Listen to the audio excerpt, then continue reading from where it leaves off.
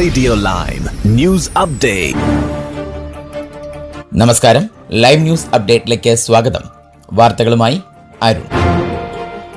May മാസത്തിൽ നടക്കാനിരിക്കുന്ന തദ്ദേശ സ്വയംഭരണ തെരഞ്ഞെടുപ്പുകൾക്ക് തയ്യാറെടുക്കുന്നതിന് കൌൺസിലുകൾ ഒരു വലിയ പോരാട്ടം നേരിടേണ്ടി വരുമെന്ന് തദ്ദേശ തെരഞ്ഞെടുപ്പ് അഡ്മിനിസ്ട്രേറ്റർമാർ മുന്നറിയിപ്പ് നൽകിയിട്ടുണ്ട്. 2027 വരെ ഇംഗ്ലണ്ടിലെ 30 കൌൺസിൽ തെരഞ്ഞെടുപ്പുകൾ മാറ്റിവെക്കാൻ തദ്ദേശ സ്വയംഭരണ സെക്രട്ടറി സ്റ്റീവ് റീഡ് ആദ്യം അംഗീകാരം നൽകിയിരുന്നു. എന്നാൽ ഈ നീക്കം നിയമവിരുദ്ധമാകുമെന്ന് ഉപദേശം ലഭിച്ചതിനെ തുടർന്ന് ബാലറ്റുകൾ മാറ്റിവെക്കാനുള്ള പദ്ധതി സർക്കാർ ഉപേക്ഷിച്ചു. റിഫോം UK കൊണ്ടുവന്ന നിയമപരമായ വെല്ലുവിളിയെ തുടർന്നാണ് ഇത്. തിരഞ്ഞെടുപ്പ് നടത്താൻ സഹായിക്കുന്ന ടീമുകൾ മാസങ്ങളുടെ തയ്യാറെടുപ്പ് സമയം നഷ്ടപ്പെട്ടുവെന്നും തയ്യാറാകാൻ ബുദ്ധിമുട്ടുമെന്നും UKയിലെ തെരഞ്ഞെടുപ്പ് ഉദ്യോഗസ്ഥരെ പ്രതിനിധീകരിക്കുന്ന ഒരു സംഘം അഭിപ്രായപ്പെട്ടു.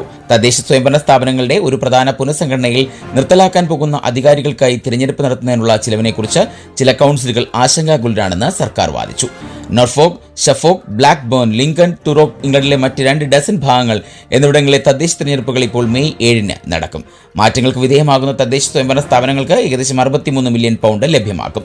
വ്യാഴാഴ്ച ഹൈക്കോടതിയിൽ വാദം കേൾക്കാനിരുന്ന തങ്ങളുടെ പ്രദേശങ്ങളിലെ വോട്ടെടുപ്പ് മാറ്റിവെക്കാനുള്ള സർക്കാരിന്റെ തീരുമാനത്തിന് നിയമപരമായ വെല്ലുവിളിയുണ്ടെന്ന് അറിയുമായിരുന്നിട്ടും ചില സംഘാടകർ ഇപ്പോഴും തയ്യാറെടുപ്പുകൾ നടത്തുകയാണെന്നും പറയുന്നു. മാസങ്ങളോളം നീണ്ടുനിന്ന ആവശ്യ ആസൂത്രണ സമയം നഷ്ടപ്പെട്ടതിൽ അങ്ങേയറ്റം നിരാശയുണ്ടെന്ന് അസോസിയേഷൻ ഓഫ് ഇലക്ട്രൽ അഡ്മിനിസ്ട്രേറ്റേഴ്സ് പറഞ്ഞു. കോവിഡ് പാൻഡമിക് സമയത്ത് തങ്ങൾ നൽകിയ പണത്തിന് മുഴുവൻ വിദ്യാഭ്യാസവും ലഭിച്ചില്ലെന്ന് അവകാശപ്പെടുന്ന 1,70,000-ലധികം നിലവിലെ വിദ്യാർത്ഥികളും പൂർവ്വ വിദ്യാർത്ഥികളും 36 സർവകലാശാലകൾക്കെതിരെ നിയമ നടപടി നേരിടുന്നുണ്ട്. യൂണിവേഴ്സിറ്റി കോളേജ് ലണ്ടനും ഇപ്പോൾ മറ്റ് വിദ്യാർത്ഥികളെയും ബിരുദധാരികളെയും പ്രതിനിധീകരിക്കുന്ന സ്റ്റുഡന്റ് ഗ്രൂപ്പ് ക്ലെയിമും തമ്മിലുള്ള ഒരു ഒത്തുതീർപ്പിനെ തുടർന്നാണ് ഇത്. വിദ്യാർത്ഥികൾ പണം നൽകി പഠിച്ചെങ്കിലും യഥാർത്ഥത്തിൽ ലഭിച്ചിട്ടില്ലാത്ത പഠനത്തിന് നഷ്ടപരിഹാരം ആവശ്യപ്പെടുമെന്ന് മുന്നറിയിപ്പ് നൽകി മറ്റ് 36 സ്ഥാപനങ്ങൾക്കും നിയമപരമായ കത്തുകൾ അയച്ചിട്ടുണ്ട്. 140-ലധികം സ്ഥാപനങ്ങളെ പ്രതിനിധീകരിക്കുന്ന യൂണിവേഴ്സിറ്റികൾ UK പറഞ്ഞത് പാൻഡമിക് ഒരു അഭൂതപൂർവമായ വെല്ലുവിളിയായിരുന്നു, കൂടാതെ ഈ മേഖല വേഗത്തിൽ മാറിക്കൊണ്ടിരിക്കുന്ന സാഹചര്യവുമായി പൊരുത്തപ്പെടണമെന്നുമാണ്. ലോക്ഡൌണിന്റെ ചില കാലഘട്ടങ്ങളിൽ സർവകലാശാലകൾക്ക് പതിവ് പോലെ നേരിട്ട് അധ്യാപനം നടത്താൻ അനുവാദമുണ്ടായിരുന്നില്ല. പകരം വിദ്യാർത്ഥികൾക്ക് ബിരുദം പൂർത്തിയാക്കാൻ അനുവദിക്കുന്നതിനായി അവർ വേഗത്തിലും ക്രിയാത്മകതയും ക്രമീകരണം ചെയ്തു, ഒരു വക്താവ് ചൂണ്ടിക്കാട്ടി. സർവകലാശാലകൾ സ്വന്തം ഫീസ് നിശ്ചയിക്കുന്നതിന് ഉത്തരവാദികളാണെന്നും ഉയർന്ന നിലവാരമുള്ള വിദ്യാഭ്യാസം നൽകുന്നത് തുടരുമെന്ന് പ്രതീക്ഷിക്കുന്നുവെന്നും അന്ന് സർക്കാർ പറഞ്ഞിരുന്നു. കേസിൽ US ഒരു ഉത്തരവാദിത്വവും ഏറ്റെടുത്തിട്ടില്ല. ഒത്തുതീർപ്പിന്റെ വിശദാംശങ്ങൾ രഹസ്യമായി തുടരുന്നു. സ്ഥാപനത്തിനോ വിദ്യാർത്ഥികളുടെ അഭിഭാഷകർക്കോ ഇത് ചർച്ച ചെയ്യാൻ കഴിയുകയുമില്ല. UCLനെതിരായ കേസിൽ 6000 വിദ്യാർത്ഥികൾ ഉൾപ്പെട്ടിരുന്നു. മാർച്ചിൽ കോടതിയിൽ വാദം കേൾക്കേണ്ടതായിരുന്നു ഈ കേസ്. എന്നിരുന്നാലും ഈ കരാർ ഇപ്പോൾ യൂണിവേഴ്സിറ്റി മേഖലയ്ക്കെതിരെ വലിയ തോതിലുള്ള നിയമ നടപടികൾക്ക് വഴി തുറന്നതായി കാട്ടുന്നുണ്ട്. മുൻ ഡച്ചസ് ഓഫ് യോർക്ക് സാറ ഫെർഗൂസനുമായി ബന്ധമുള്ള 6 കമ്പനികൾ അടച്ചുപൂട്ടുകയാണെന്ന് കമ്പനീസ് ഹൌസിൽ സമർപ്പിച്ച രേഖകൾ വ്യക്തമാക്കുന്നു. 10 ദിവസത്തിനുള്ളിൽ രജിസ്റ്ററിൽ നിന്ന് പുറത്താക്കപ്പെടേണ്ട 6 ബിസിനസ്സുകളുടെയും ഡയറക്ടർ ഫെർഗൂസനാണ്. നിയമപരമായ കാരണം കാണിക്കുന്നില്ലെങ്കിൽ ഈ സ്ഥാപനങ്ങളുടെ പ്രവർത്തനങ്ങൾ എന്തായിരുന്നെന്ന് വ്യക്തമല്ല എന്നും, ഒന്ന് പബ്ലിക് റിലേഷൻസുമായി ബന്ധപ്പെട്ടതും മറ്റൊന്ന് റീറ്റെയിൽ മേഖലയുമായി ബന്ധപ്പെട്ടതുമാണ്.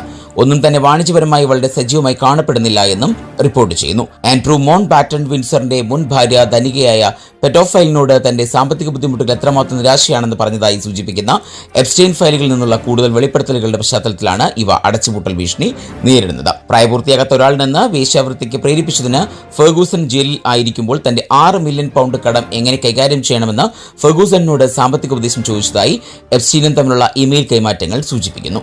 എപ്സ്റ്റീന്റെ ഫയലുകളിൽ പേര് ഉൾപ്പെടുത്തിയിരിക്കുന്നത് തെറ്റ് ചെയ്തതിന്റെ സൂചനയല്ല. മുൻ ഡച്ചസ് ഓഫ് യോർക്കിന്റെ വക്താവിനെ അഭിപ്രായത്തിനായി സമീപിച്ചിട്ടുണ്ട് എന്നും റിപ്പോർട്ടിൽ സൂചിപ്പിക്കുന്നുണ്ട്. ഇനി നാട്ടിലെ വാർത്തകൾ. കഴിഞ്ഞ കുറച്ച് ദിവസങ്ങളായി വിപണിയിൽ തുടരുന്ന ചാഞ്ചാട്ടത്തിനൊടുവിൽ ഇന്ന് സ്വർണ്ണവില ഗണ്യമായി കുറഞ്ഞു.